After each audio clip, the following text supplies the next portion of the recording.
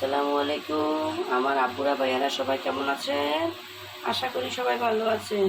আজকে আমি একটা মজার রান্না নিয়ে এসেছি। এই যে এখানে দেখুন কই মাছগুলোকে আমি কেটে ধুয়ে পরিষ্কার করে নিয়েছি, কত সুন্দর করে পরিষ্কার করে নিয়েছি। আজকে এই কই মাছগুলোকে আমি তেলে ভেজে কই তেল রান্না করব। কই তেল রান্নার জন্য এখানে আমি 5টি মাছকে ধুয়ে পরিষ্কার করে কেটে নিয়েছি এখানে। সেজন্য প্রথমে দিয়ে দেবো কই তেলটাকে ভাজার জন্য পরিমাণ মতো লবণ দিয়ে দিব। লবণ দিয়ে দেবো। এখন দিয়ে দেবো 1/2 চামচ পরিমাণ হলুদের গুঁড়া দিয়ে এগুলাকে ভালোভাবে মাখিয়ে নিই। মাছগুলোকে ভালোভাবে হলুদ লবণ দিয়ে মাখিয়ে নিচ্ছি। মাছটি মাখানো হয়ে চলে যাবো এখন ভাজার জন্য। ভাজার তুলে একটি প্যান বসিয়ে তেল দিয়ে গরম করে নিয়েছি। এখন এই মাছগুলোকে এক এক করে প্যানের ভিতরে দিয়ে দেবো। সবগুলো মাছকে আমি প্যানের ভিতরে দিয়েছি। এখন এগুলোকে একটু কিছু করে লাল লাল করে ভেজে দিতে হবে। দেখুন মাছটি ভাজা হয়ে গেছে। একটু এখন মাছটিকে উল্টিয়ে দিলাম। মাছটি একটু লাল লাল করে ভাজলে মাছটি খেতে অনেক সুস্বাদু হয়, কিন্তু একটু অনেক সুন্দর হয় মাছগুলো। এই যে দেখুন আমার মাছগুলো সুন্দর করে ভাজা হয়ে গিয়েছে। এখন এই মাছগুলো ভাজা হয়ে গিয়েছে, এক এক করে মাছগুলিকে উঠিয়ে নেব। এই যে দেখুন মাছগুলো ভাজা হয়ে গেছে। এখন চলে যাব রান্নায়। রান্নার জন্য চুলায় যে মাছটা ভাজি করেছিলাম তেলটা ছিল অবশিষ্ট, সেই তেলটার ভিতরে আমি দিয়ে দেবো আধা কাপ পরিমাণ পেঁয়াজ কুচি। পেঁয়াজ কুচি দিয়ে পেঁয়াজ কুচিটাকে ভালোভাবে বাদামি কালার করে ভেজে নেব। এই যে দেখুন পেঁয়াজটি বাদামি কালার হয়ে ভাজা গিয়েছে। এই যে ভাজা হয়ে গিয়েছে। এই পর্যায়ে দিয়ে দেবো একটা টমেটো কিউব করে কেটে রেখেছি, টমেটোটা দিয়ে দেবো। দিয়ে এটাকে ভালোভাবে একটু নাড়াচাড়া করে নেব।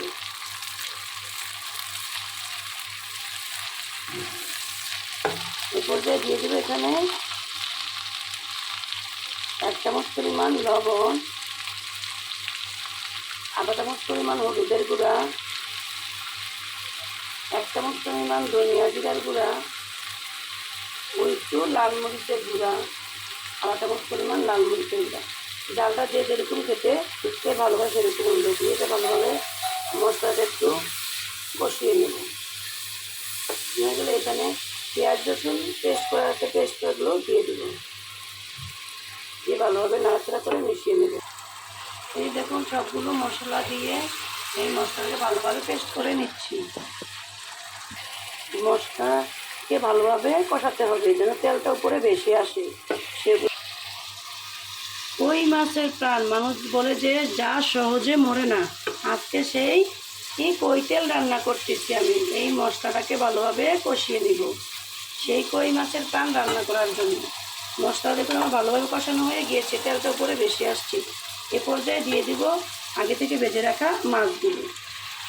কই মাছের প্রাণ যা সহজে মরে না, সেই কই মাছে আজকে আপনাদেরকে আমি কই তেল রান্না করে দিয়ে খাচ্ছি।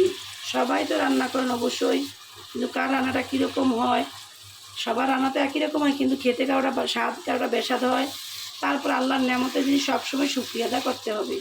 মাছগুলোকে দিয়ে ভালোভাবে মশলার সাথে মিশিয়ে নিতে হবে। আস্তে করে মিশানোর জন্য মাছগুলো ভেঙে না যায় খেয়াল রাখতে হবে। এই মাছগুলোকে মেশানোর জন্য এই তেলের মধ্যে ভালোভাবে মশলাকে কষিয়ে দিতে হবে। এ পর্যায়ে দিয়ে দেবো 4টা কাঁচামরিচ দিয়ে মাছটাকে একটু হালকা করে নাড়াচাড়া করে দিব যেন মাছটা লেগে না যায়। এই যে দেখুন মাছটা সুন্দর করে ভালোভাবে আমি মশলার সাথে কষিয়ে নিয়েছি। কই মাছের প্রাণ যা সহজে মরে না, এটা ভুনা করে খেলে যা সহজে ভুলার নয়। এই কই মাছের প্রাণের মতন এটা এরকম। কই মাছটাকে ভালোভাবে মশলার সাথে কষানো হয়ে গিয়েছে। এ পর্যায়ে কষানো হয়ে গিয়েছে মাছটা ভালো। এ পর্যায়ে দিয়ে দেবো 1/2 কাপ পানি। কই তলি মানে এই কই মাছটাকে তৈল পেঁচের উপরেই এই ভাজা ভাজা করে ভুনা করব, সেজন্য বেশি পানি দেওয়া যাবে না।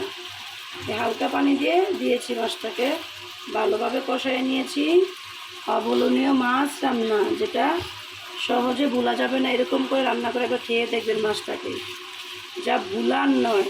যেমন কই মাছ যা সহজে মরে না, মাছ রান্নাটাও সহজে ভুলা যাবে না, এত স্বাদ হয় এই মাছটা এভাবে ভুনা করে রান্না করে। গরম ভাতের সাথে, পোলাওর সাথে, অতিথি আপ্যায়নে সব রকমভাবে এই মাছটা আপ্যায়ন করে পরিবেশন করা আর যায়। এ পর্যায়ে ঢাকনা দিয়ে রেখে দেবো মাছটা ভালোভাবে কুক হওয়ার জন্য। ঢাকনাটা উঠিয়ে দেখবো আমার রান্নাটা হয়ে গিয়েছে। এই দেখুন কইতেল শাকটা দেখুন কত সুন্দর তৈরি করে ভাগ করে ভেসে উঠেছে। মাছটা দেখতে কত সুন্দর আছে কথা দেখুন। এই দেখছেন তৈরি করে ভেসে উঠেছে। এ পর্যায়ে দিয়ে দিব ধনেপাতা কুচি। ধনেপাতা কুচিটা দিয়ে দিলাম। এই যে আমার কৈতলটা রান্না হয়ে গিয়েছে। বোঝা চুলার আঁচটা বন্ধ করে দিব। বন্ধ করে মাছটাকে আমি বাটিতে বেড়ে নেব সুন্দর করে। এই যে দেখুন মাছটাকে আমি আস্তে আস্তে সুন্দর করে বাটিতে উঠিয়ে নিচ্ছি এক এক করে মাছটাকে। যেন মাছটাকে এরকমভাবে উঠে দেবো যেন মাছটা যেন না ভাঙবে। একদম আস্তে আস্তে করে মাছটাকে উঠিয়ে নিতে হবে। এই যে দেখুন কৈতল রান্না করলাম আজকে আমি। এই উঠিয়ে নিলাম সুন্দর করে, এগুলোকে একটু সাইড করে দিয়ে দিচ্ছি। এই যে দেখুন রান্না হয়ে গেল আমার কই মাছটা দেখুন কত সুন্দর তৈল ভাব করে আমি রান্না করে নিয়েছি। আপনাদেরকে আমি দেখিয়ে দিচ্ছি দেখুন। এই যে রান্নাটা হয়ে গেল। এই মুখে লেগে থাকার মতো স্বাদের এই রান্নাটা আপনারা বাসায় একবার করে খেয়ে দেখবেন কত সুস্বাদু হয়েছে।